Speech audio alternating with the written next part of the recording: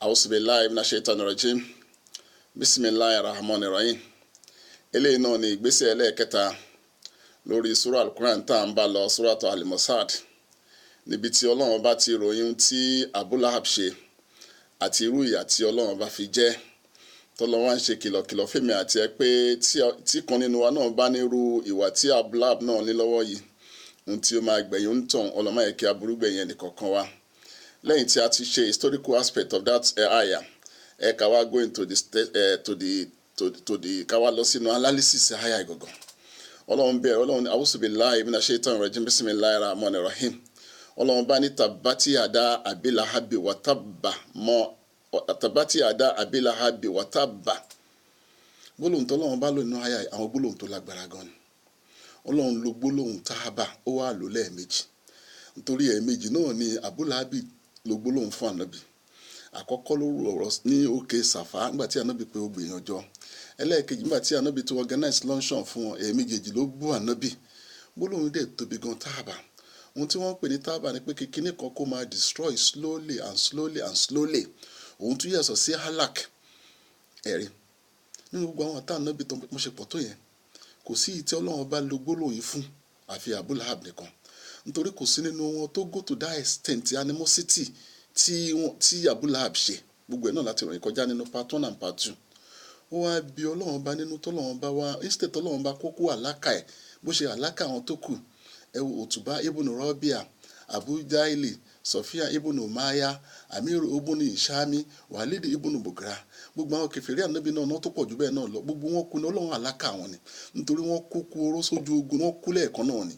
Ẹ̀rí. Bọ́tí irú ikú irú ìyà tọ́lọ́run bá fi jẹ Abu Lahab ó tó pọ̀ jù bẹ́ẹ̀ lọ. Ní tí wọ́n ń pè ní tàbá náà ni pé kékeré kan kó máa die slowly with pain, kó má kú lẹ́ẹ̀kan náà. Ẹwà àwọn olè tó máa ń pa ẹ̀, ìmí àti máa ṣakọ kò ní kí ẹ̀. A ní pé ìbọn kan náà ló ń jẹ́, tó ti mọ̀ pé tí ìbọn yẹn bá bá òun lẹ́ẹ̀kan òun ti kú náà nìyẹn. But Abu Lahab Ọlọ́run bò jẹ́ kó kú lẹ́ẹ̀kan náà. Ọlọ́run sọ fìyà jẹ tóbi jẹ́ pé ó ń die slowly and slowly and slowly with pain ni. Ọlọ́run wá ní tabati yada abi lahabi ẹyọkan nìyẹn. Ọlọ́run tó wá confirm ẹ̀. Tabati yada abi lahabi àdúrà èpè ni pé may the two hand of Abu Lahab kó destroy. Ọlọ́run tó wá lo gbólóhùn wàtábà. Nígbà tó Ọlọ́run bá ṣépè tán, Ọlọ́run tó wá guarantee èpè pé bó ṣe máa rí nìyẹn. Torí àwọn ọ̀tá Ànábì náà púpọ̀ nínú wọn Ọlọ́run ò guarantee ìyà fún wọn. Abu Sufyan òun ló lead ogun àwọn kèfèrí lọ pàdé Ànábì ní Bádàrì. Bó ṣe ṣe tó yẹn Ọlọ́run bò fi wàtábà sínú ọ̀rẹ́. Ọlọ́run ṣe ṣàánú ẹ̀. Ó tún ṣe padà, ó tún sì yí padà wá sínú ogun. Walid ibn Mughira, òun ló bí Khalid ibn Mughira ọmọ ẹ̀ náà ni. Òun náà tún dì mùsùlùmí, òun náà wà nínú ogun Bádàrì. But Ọlọ́run bò tún jẹ́, Ọlọ́run bò olúgbóhùn wàtábà fún wọn. Ọlọ́run bò destroy pátápátá. Bọ̀ nígbà tó kàn ti Abu Lahab, Ọlọ́run bá ní pé aburú kó máa bá ọwọ́ Abu Lahab méjèèjì. Wàtábà á tó wá guarantee pé bó ṣe máa rí nìyẹn. Bọ́lọ́run ṣe ṣe fún Fìràhánà náà nìyẹn. Ọlọ́run bá ròyìn Fìràhánà. Ó ní ohun tá a ṣe fún Fìràhánà ni pé àwọn Ọlọ́run bá a ti kọ́ fún Fìràhánà yìí pé a ní jẹ́ kó mọ̀nà láéláé. Wàsúdà ánsẹ̀ bí i a ní jẹ́ kí Fìràhánà a ní jẹ́ kó gbójú ọ̀nà láéláé. A dárí ẹkùn ẹ̀ kúrò nínú tákùwà wa, nínú mọ́ọ̀nì wa, a ní jẹ́ kó mọ̀nà. Ọlọ́run àwa bẹ̀ ẹ́ ní Ọlọ́run. Gbogbo ohun tá a bá ṣe má ṣàforíjì fún Ọlọ́run. Ẹ̀ṣẹ̀ táwọn náà bá ń ṣe ká ètè jáwọ́ ká sinmi nínú ẹ̀. Kọ́lọ́run bá tó wá confirm ra kọ́rọ̀ ọmọdé wàtábà bí Abu Lahab tọ́lọ́run bá ti guarantee pé bó ṣe máa rí nìyẹn. Àwọn fún ní tafsiri wọ́n wá tún ṣàlàyé àwọn gbólóhùn tọ́lọ́run bá lò nínú àyà yìí. Ọlọ́run bá tó wá sọ pé tabati yada fúra ni yada. Ọlọ́run bá ní pé ọwọ́ Abu Lahab méjèèjì, Ọlọ́run bá ní ó ti pẹ̀ríṣì. Wọ́n ní díwo lọ́lọ́run fi mẹ́ṣọ̀ ọwọ́ ẹ̀. Ìdí náà ni pé púpọ̀ nu aburú tí Abu Lahab ṣe fún Ànábì ọwọ́ yìí ló fi ń ṣe. Ọlọ́run wá bínú sọ́wọ́ Abu Lahab pé ọwọ́ tó fi ń ṣe kàfá Ànábì ọwọ́ yìí ti destroy. Ọlọ́run bò tó wá sọ pọ́wọ́ kan ni. Ọlọ́run ní ọwọ́ méjèèjì ni.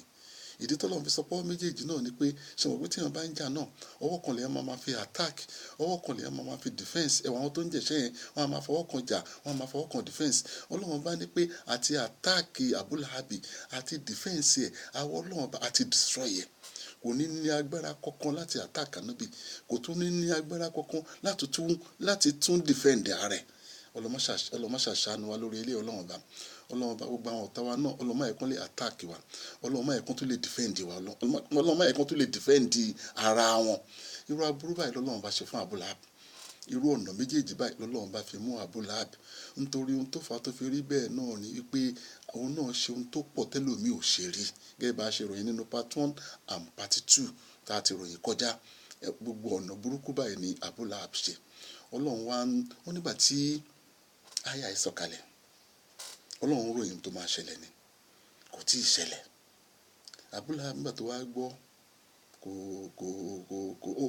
kò tiẹ̀ kákún ẹ̀rí ṣe funny guy kò tiẹ̀ kákún kankan wọn ló tún wá ń jó kiri mọ́kà ni a wá yọ ọwọ́ rẹ̀ méjèèjì síta ní pé ẹ wo ọwọ́ mi o kò sí nǹkan tó ṣọwọ́ mi o mo ṣe kọ́mọ̀ láyé sí náà tí èèyàn bá ń ṣẹ̀ṣẹ̀ kan lọ́wọ́ tàbí òun wà kan tí ò dá lọ́wọ́ a tún ní confident pẹ̀lú ẹ̀ a tún máa wò pé lájọ tí mo ti ń ṣe kí ló ṣẹlẹ̀ tó bá tẹ̀ tún sọ fún wọn kò ní gbà kò tiẹ̀ ní kákún a tẹ̀ tún máa sọ gbólóhùn burúkú ta ló dọ́dọ̀ ọlọ́run ta ló dọ̀hún tó ti mọ̀ rí ta ló rí náà rí ta ló ràlejò náà rí ta ló rí kíní kan rí a tún ṣe máa continue irú ìwà tí Abu Lahab wù irú ẹ̀ náà làwọn wò láyé ìsìn ọlọ́mọṣà ṣàánú fún wa Abu Lahab ò kákún wọn ló tẹ̀ tún máa ń dẹ́pẹ̀ padà ni tó bá tún dé ta a tún máa sọ gbólóhùn pé tabalakumu a máa tún dẹ́pẹ̀ padà sí Ànábì sallallahu alaihi wasallam wọn ló tẹ̀ tó wá ń sọ pé tó bá tẹ̀ jẹ́ wípé ohun tí Ànábì sọ yìí ó máa ṣẹlẹ̀ tètọ́ òun ní owó òun dẹ̀ tún ní àwọn ọmọ òun ti ní àwọn connection kan òun á fi ransom ara òun lọ́lọ́run bá fi dá lóhùn pé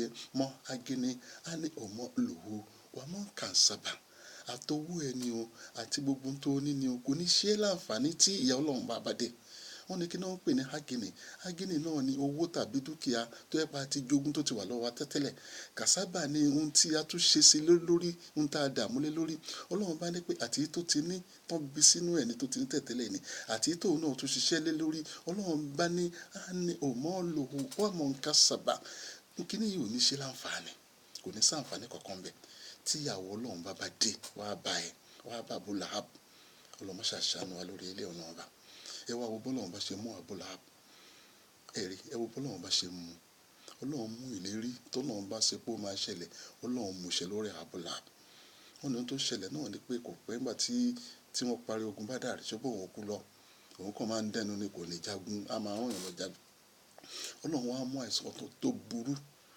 àìsàn kan tó le ọlọ́run wá fi kan Abu Lahab tó yẹ pé gbogbo rẹ̀ wá bẹ̀rẹ̀ sí swell up ó dàbí Ebola tó ṣẹlẹ̀ ní ọlọ́mọ kí àárẹ̀ àìsàn náà nù ààrẹ wa bẹ̀rẹ̀ sí swell up gbogbo ààrẹ bẹ̀rẹ̀ sí swell up gbogbo débi pé ikùn àbí àwọn ìdọ̀tí àwọn ìdun ó bẹ̀rẹ̀ sí jáde ní gbogbo tó swell up yìí tó fi jẹ́ pé kò sẹ́ni kankan tó lè súnmọ́ torí àìsàn yìí àìsàn tó wà contagious ni gbogbo ẹni tó bá ti fọwọ́ kàn tàbí ó súnmọ́ náà á tó kàn òun gbogbo ohun tó lòun wá nìyí àtowó ni àtọmọ ni àti kíní kan àti connection gbogbo kíní ìwà sá fún nígbà tó gbogbo ti ṣàkọtẹ́ tẹ́lẹ̀ pé mọ agéni ánì ọmọ olùwò àmọ́ nǹkan ṣàgbà òun á fi ransom gbogbo ohun tóun ni ọlọ́run sọ mú Abu Lahab tó jẹ́ pé gbogbo ohun tó níyì nígbà tí wàhálà yìí dé sí kò sí ìtò lè súnmọ́ débi pé wàá bẹ̀rẹ̀ sí kú kò kú lẹ́ẹ̀kan náà painful death ó bẹ̀rẹ̀ sí kú díẹ̀ títí ó fi kú ó nígbà tó kú gan kò sẹ́ni tó lè súnmọ́ ibi tó kọ Abu Lahab abẹ tó di pé àwọn ará Mẹ́kà wá ń fi àwọn ọmọ ẹ̀ṣẹ̀ pé ẹ lọ sin bàbá yín wọ́n ṣe wá lọ háyà àwọn